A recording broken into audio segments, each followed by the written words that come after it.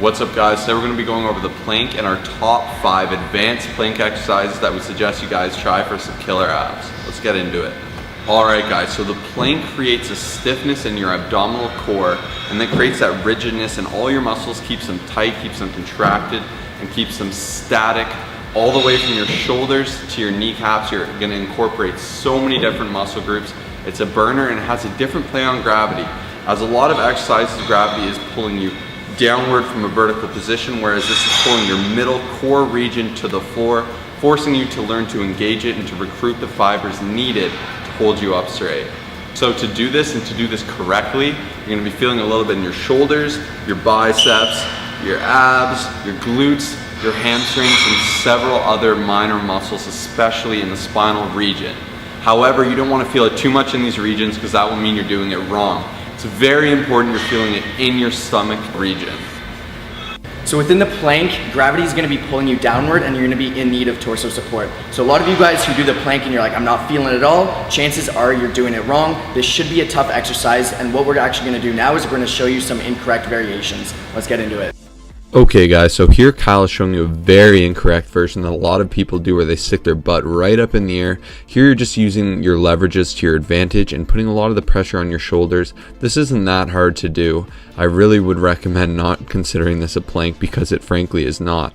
At the same end, at the other end of the spectrum rather, going all the way down like this is also not a plank. You're letting yourself sink and you are not working your abs close to whatever. So really stay away from that. And then lastly, this is just a complete collapse and a sad attempt at a plank.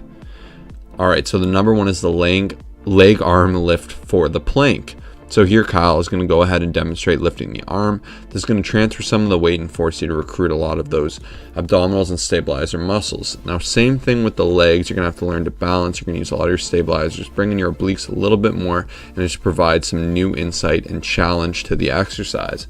Now if you guys really got a good roll going and you feel you're pretty advanced, I'd really recommend this leg and arm raise combo. This is absolutely killer. As you can see, I'm kind of having a bit of time balancing it out myself. Make sure you got your butt up just a little bit. You're contracting your abs the entire time. Hold through it. I know it's not easy, but push through, do each side, and it will burn.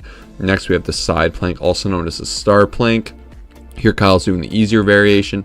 He has his arm on a 90-degree angle on the floor, nice and simple. Then over here, this is the star variation. This is very hard, requires a lot of stabilizer muscles, really brings in the obliques, a lot of work on the shoulder, and it takes a lot of practice. Next we have the weighted plank. This one's nice and simple. I didn't film it because unfortunately we didn't have any plates in the studio. This adds extra resistance if you are doing it correctly and you still aren't feeling it enough. We have the hip dip planks. These are my go-to oblique work. Here you're still doing your plank, you're making sure you're squeezing your abs and you're dipping that hip right to the ground nice and far, squeezing your obliques as you can. These are your rotary muscles of your abdominal trunk, and these will burn. The more you do, I love them. It's definitely my go-to.